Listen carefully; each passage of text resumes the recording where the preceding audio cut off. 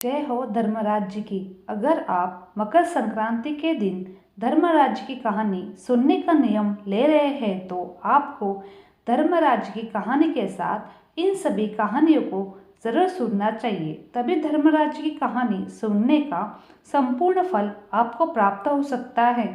मकर संक्रांति से धर्मराज की कहानी सुनने का नियम ले रहे हो तो आपको इन बातों का ध्यान रखना होगा। धर्मराज की कहानी कोई पूरे साल भर सुनता है तो कोई 6 महीने तो कोई 1.25 महीने। और अगर आपका सामर्थ्य हो तो धर्मराज की कहानी सुनने के साथ व्रत भी करें। अगर आपका सामर्थ्य नहीं हो तो रोज स्नान आदि करने के बाद एक मुट्ठी ज्वार और एक मुट्ठी बाजरा लेकर धर्मराज की कहानी सुनकर उसके बाद अनाज ग्रहण कर लेना चाहिए। एक मुट्ठी ज्वार और एक मुट्ठी बाजरा चिड़िया कबूतर को डाल दे। दूसरे दिन पुनः स्नान आदि करने के बाद घी का दीपक जलाकर एक मुट्ठी ज्वार और एक मुट्ठी बाजरा लेकर कहानी सुने। अगर आप पूरे नियम से इस कहानी को सुनेंगे, इस कहानी को सुनने से मनुष्य को स्वर्ग की प्राप्ति होती है। तो आइए सुनते हैं धर्मराज की कहानी। एक बुढ़िया माई थी, वह व्रत नियम बहुत रखती थी। एक दिन भगवान के घर से यमदूत लेने आए। बुढ़िया माई यमदूत के साथ चली गई। आगे गहरी नदी बह रही थी। बुढ़िया माई डूबने लगी। तब यमदूत पूछे, माई गाय दान किया है कि तुमने? बुढ़िया माई ने मन में गाय माता का ध्यान किया तो गाय माता उपस्थित हो गई। गाय की पूंछ पकड़कर बुढ़िया माई ने नदी पार कर ली। आगे गई तो काले कुत्ते खाने दौड़े। तब यमदूत ने पूछा, कुत्ते को रोटी दी है क्या? बुढ़िया माई ने मन में कुत्ते का ध्यान किया तो कुत्ता चले गए। आगे चली तो काले कौवे बुढ़िया माई को चोंच मारने लगे। तब यमदूत ने कहा, ब्राह्मण की बेटी को सिर में तेल लगाने को दिया या नहीं? बुढ़िया माई ने ब्राह्मण की बेटी को याद किया तो कौवे ने चोंच मारना छोड़ दिया। आगे गई तो पैरों में कांटे चुभने लगे। यमदूत ने कहा, चप्पल दान किया है क्या? बुढ़िया माई ने याद किया तो चप्पल पैरों में आ गई। आगे चली तो चित्रगुप्त जी ने यमदूत से पूछा, आप किसको ले आए हो? यमदूत ने कहा, बुढ़िया माई ने बहुत दान पुण्य किए हैं लेकिन धर्मराज जी का कुछ नहीं किया है, इसलिए आगे के द्वार बंद है। तब बुढ़िया माई ने विनती की कि मुझे 7 दिनों के लिए धरती पर जाने दो। इन 7 दिनों में धर्मराज जी की कहानी सुनकर उद्यापन कर वापस आ जाऊंगी। धर्मराज जी ने उसके प्राण लौटा दिए। धरती पर बुढ़िया माई के शरीर में जान वापस आ गई। सभी लोग बुढ़िया माई को जीवित देखकर भूतनी भूतनी चिल्लाकर भाग खड़े हुए। बुढ़िया माई अपने घर आई। बेटे बहू से कहा, मैं भूतनी नहीं हूँ, मैं तो धर्मराज जी से कहे अनुसार वापस आई हूँ। मैं प्रत्येक दिन धर्मराज जी की कहानी सुनकर उसका उद्यापन करके वापस परलोक चली जाऊंगी। यह सुनकर बेटे बहू ने पूजा की सभी सामग्री ला दी, लेकिन कहानी के समय हुकारा नहीं भरा। तब बुढ़िया माई पड़ोसन के पास गई। पड़ोसन ने कहानी सुनी और हुकारा भी भरा। बुढ़िया माई ने 7 दिनों के पश्चात उद्यापन कर दान किया। 7वें दिन धर्मराज जी ने बुढ़िया माई के लिए स्वर्ग से विमान भेजा। विमान देखकर सभी गांव वालों ने स्वर्ग जाने के लिए कहा। तब बुढ़िया माई ने कहा, मेरी कहानी तो केवल पड़ोसन ने सुनी। यह सुनकर सभी गांव वालों ने बुढ़िया माई के पांव पकड़ लिए और धर्मराज जी की कहानी सुनाने को कहा। बुढ़िया माई से कहानी सुनने के बाद सभी गांववासी विमान में बैठकर स्वर्ग पहुंच गए। सभी गांववासी को देखकर धर्मराज जी ने कहा, मैंने तो केवल बुढ़िया माई के लिए विमान भेजा था। बुढ़िया माई ने कहा, मेरी कहानी इन सब ने सुनी है, इसलिए मैं मेरा आधा पुण्य इनको दे देती हूँ, स्वर्ग में वास भी दो। तब धर्मराज जी ने सभी गांववासियों को स्वर्ग में वास दिया। सो सर्व तो है धर्मराज जी, जैसे बुढ़िया माई को स्वर्ग दिया वैसे सबको देना। कहानी सुनने वाले को, कहने वाले को, कहते सुनते हुकारा भरने वाले को, सभी को देना। बोलो धर्मराज जी महाराज की दे। अब हम सुनते हैं धरती माता की कहानी। एक माँ थी, उसका एक बेटी और एक बेटा, दोनों छोटे थे। माँ गरीब थी, वह मजदूरी करके अपना गुजारा चलाती थी। धीरे धीरे बच्चे बड़े होने लगे। बेटी शादी के योग्य होने लगी। माँ बूढ़ी हो गई। माँ ने बेटे से कहा, बेटा, तेरी बहन बड़ी हो गई है, अंत तुम्हारे जैसा घर वर देखकर उसकी शादी करना चाहिए। ऐसा कहकर माँ तो कुछ दिनों में मर गई। भाई गांव गांव घूमा, लेकिन बहन के योग्य कोई वर नहीं मिला। वह घूम घूम कर थक गया। बैठे बैठे उसने सोचा, मैं ही इससे शादी कर लूं। ऐसा सोचकर वो चुनरी और सामान ले आया। बहन ने कहा, यह सब सामान क्यों लाए हो? भाई बोला, तेरी शादी है। मोहल्ले वालों ने बहन से कहा कि तुम्हारा भाई ही तुमसे शादी कर रहा है। बहन ने भाई से पूछा, मेरी शादी किससे कर रहे हो? भाई कुछ नहीं बोला तो बहन समझ गई। उसने एक लोटा लिया, चुनरी ली और चप्पल पहनकर जंगल में रवाना हुई। गाय के ग्वाले ने पूछा, वन में क्यों जा रही हो? वह कुछ नहीं बोली। वन में जाकर धरती माँ को पुकारने लगी। बोली, हे माँ, मेरी लाज रखना, नहीं तो अन्याय हो जाएगा। मैं क्या करूँ? मुझे अपनी गोद में ले ले, नहीं तो यहाँ पर मर जाऊंगी। धरती माँ फटी। बहन ने एक तरफ लोटा, चुनरी, चप्पल रख दी और वहाँ धरती में जाने लगी। इतने में दौड़ते हुए भाई वन में आया और ग्वाला से पूछा कि उसकी बहन किस तरफ गई है। ग्वाला ने कहा, तेरी बहन उधर गई है। वहाँ बहन बहन पुकारता हुआ दौड़ा तो बहन धरती माँ के अंदर समा रही थी। थोड़े बाल बाहर दिख रहे थे। उसने बहन के बाल मुट्ठी में पकड़ लिए और रोने लगा। बहन ने सत के लिए धरती माँ की गोद में समा गई। मेरी बुद्धि भ्रष्ट हो गई थी। माँ का वचन निभाने के लिए मेरे जैसा कोई वर नहीं मिला, इसलिए ऐसा विचार आया। पर धरती माँ ने सत्य के लिए बेटी को अपने में समा लिया। जो बाल बाहर थे वे धूप बन गई। इसलिए औरतें कहानी सुनती है और लोटा, चप्पल, चुनरी और एक बर्तन में हरे मूंग, एक लड्डू कुंवारी कन्या को देगी। उसको धरती माँ सुखी रखेगी। बोलो धरती माता की जय। अब हम सुनते हैं छीक माता की कहानी। एक साहूकार परदेश से आया। रात हो गई, वो जंगल में रुक गया। वहाँ एक सर्प ने पूरी रात उसकी रखवाली की। सुबह होते ही साहूकार ने सर्प देवता को दूध बताशा खिलाया। सर्प देवता प्रसन्न हो गए। सर्प देवता ने पूछा कि मैं क्या करूं? तो साहूकार बोला, किसी को डस के आना। सर्पणी कहने लगी, मैं भी आपके साथ चलूंगी। सर्प बोला, तुम्हें कहाँ लेके घूमूंगा, तुम यहीं रहो। सर्पणी बोली कि मेरे आगे लक्ष्मण रेखा खींच जाओ। दूसरे सर्प का आना मुझे पसंद नहीं है। सर्प देवता लक्ष्मण रेखा खींच कर चले गए। थोड़ी देर में दूसरा सर्प आया।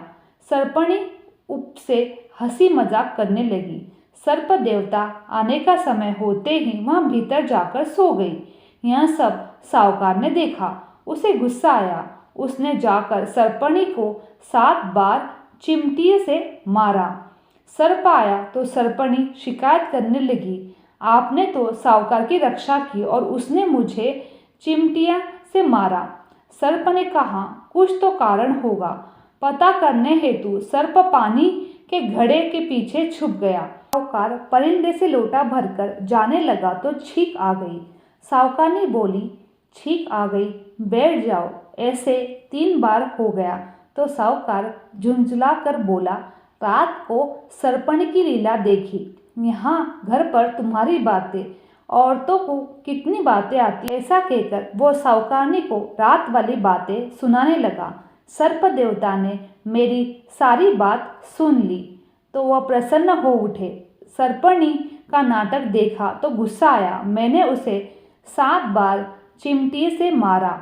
इतनी बातें सुनते ही सर्प बाहर आया और प्रसन्न हो उठा। साहूकार को बोला, मांग क्या चाहता है? उसने पुत्र नहीं था तो साहूकार ने पुत्र मांगा। सर्प ने उसको आशीर्वाद दिया। घर जाकर क्रोध में सर्पणी की नाक काट दी। इस प्रकार छींक का नियम रखा तो साहूकार को पुत्र प्राप्त हुआ। छींक आ जाए तो छींक का नियम रखना, तो तुरंत शुभ काम नहीं करना। खोटी की खरी, अधूरी की पूरी। जय छींक माता की। अब सुनते हैं पोपाबाई की कहानी। किसी गांव में एक पोपाबाई रहती थी। वह बहुत ज़्यादा नियम व्रत करती थी। एक दिन उसने भाई व भाभी से कहा कि मैं शादी नहीं करूँगी, इसलिए मेरी झोपड़ी गांव के बाहर बना दो। गांव के सभी लोग से कह दो कि वह अपनी गाय और बछड़ों को मेरे यहाँ घास फूस चरने को भेज दे। जो बचा कुचा खाना है वो मुझे खाने को दे दे। एक दिन नगर का राजा शिकार खेलने जंगल में आया। गांव के बाहर जंगल के पास बनी झोपड़ी देखकर रुक गया। झोपड़ी के पास जाकर उसने आवाज़ लगाई कि कौन है, लेकिन भीतर से कोई आवाज़ न आने पर वह लगातार दरवाज़ा खटखटा रहा। तब पोपाबाई उठी, कहने लगी, कौन हो तुम जो बार बार दरवाज़ा बजा रहे हो? क्यों आवाज़ लगा रहे हो? राजा ने कहा कि मैं यहाँ का राजा हूँ, तुम्हारे साथ विवाह करूँगा। पोपाबाई ने कहा, जहाँ से आए हो वहीं चले जाओ, मैं किसी पराये आदमी का मुँह न देखूंगी। राजा ने पोपाबाई की एक नहीं सुनी और उसने ज़बरदस्ती उठाकर ले गया। तब पोपाबाई ने राजा को शाप दिया। उसका सारा राजपाट नष्ट हो गया।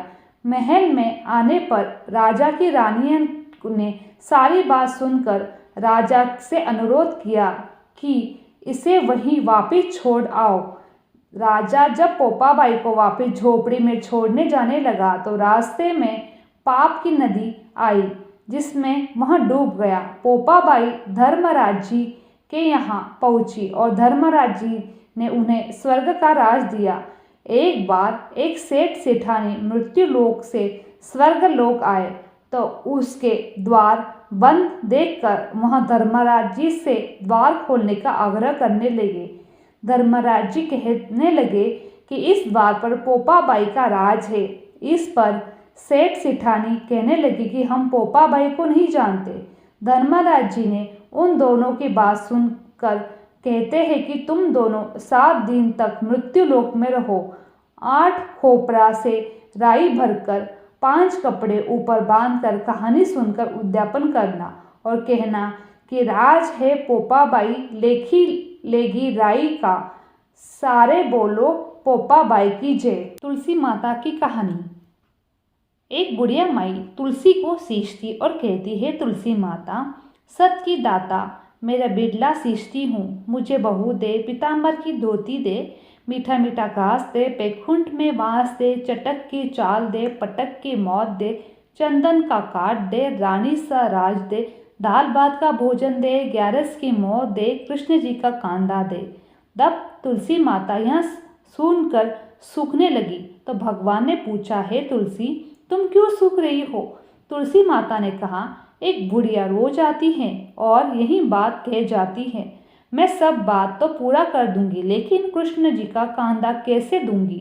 तो भगवान बोले, जब वो मरेगी तो मैं अपना आप उसको अपना कांदा दूंगा। तू बुढ़िया माई से कह देना। जब बुढ़िया माई मर गई तो सब लोग आ गए। जब माई जाने को लगी तो वहाँ किसी से न उठी। तब भगवान एक 12 बरस के बालक का रूप धारण करके आए। बालक ने कहा, मैं कान में एक बात कहूँगा, बुढ़िया माई उठ जाएगी। बालक ने कान में कहा, बुढ़िया माई मन की निकाल दे, पीताम्बर की धोती ले, मीठा घास ले, बैकुंठ का वास ले, चटक की चाल ले, पटक की मौत ले, कृष्ण जी का कांदा ले। यह सुनकर बुढ़िया माई हल्की हो गई। भगवान ने कांदा दिया, बुढ़िया माई को मुक्ति मिल गई। हे तुलसी माता, जैसे बुढ़िया माई को मुक्ति दी वैसे सबको देना। गौ माता की कथा। एक 7 वर्ष का राजकुमार था, उसका नाम नचिकेता था। एक दिन उसके पिताजी ने राज सुयज्ञ करने की सोची। उसी हेतु गौ का दान कर रहे थे, पर वो सारी गाय वृद्ध थी। तो नचिकेतन ने कहा, पिताजी ऐसी गौओं का दान करना चाहिए जो दूध देती है, और ऐसी वृद्ध गायों का दान नहीं करना चाहिए। आप क्यों इन वृद्ध गायों का दान कर रहे हो? तो पिताजी ने कहा कि मैं इस यज्ञ के बाद संन्यास लेकर चला जाऊंगा और पीछे सा राज्य तुझे संभालना है। और मैं नहीं चाहता कि सारी 5 गौवें तेरे लिए बचे। मैं तेरे लिए दुधार गौवें रखना चाहता हूँ। अंत में वृद्ध गायों को दान दिया है। यह सुनकर नचिकेता ने कहा, हे पिताजी, आप स्वयं संन्यास लेकर जा रहे हो, फिर भी पीछे का सोच रहे हो। संन्यास लेने के बाद मैं भी आपकी संपत्ति नहीं रखूंगा। पिताजी गुस्सा हो गए और कहने लगे कि अब मुझे सिखाएगा कि कैसे दान करना चाहिए। ठहर जा, अभी तेरा दान कर देता हूँ। बालक ने कहा, आप सब प्रकार से मेरे शरीर के मालिक हो, आपको यहाँ अधिकार है, पर मैं फिर कहता हूँ, बूढ़ी और बीमार गायों का दान नहीं करना चाहिए। पिताजी और भी आग बबूला हो गए। वे बोले, आज ही अभी मैं तुझे यमराज को दान करता हूँ। नचिकेता की माता ने उसे सिखाया था, अगर तुझे कृष्ण का दर्शन करना है तो गौ माता के पास जाना, अगर तुझे शिव का दर्शन करना है तो बैल के पास जाना, और तुम्हें यमराज का दर्शन करना है तो भैंस के पास जाना। वो बच्चा 5 दिन तक भूखा प्यासा भैंस के पास बैठ रहा था और यमराज ने उसे दर्शन दिए। नचिकेता ने कहा कि मेरे पिताजी, मुझे आपको दान किया है, मुझे स्वीकार कर लो। यमराज ने कहा कि बालक, तुमने इतनी छोटी उम्र में गौ माता का मुद्दा उठाया है, इसलिए काल भी तेरा कुछ नहीं बिगाड़ पाएगा। अब मैं तुम्हें वहाँ ब्रह्म ज्ञान दूंगा जो बड़े बड़े तपस्वियों को लिए दुर्बल है।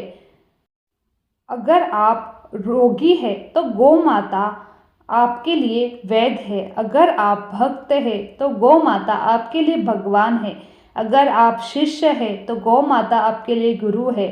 जिसका विवाह गोधूली वेला में होता है उसका कभी भी तलाक नहीं हो सकता।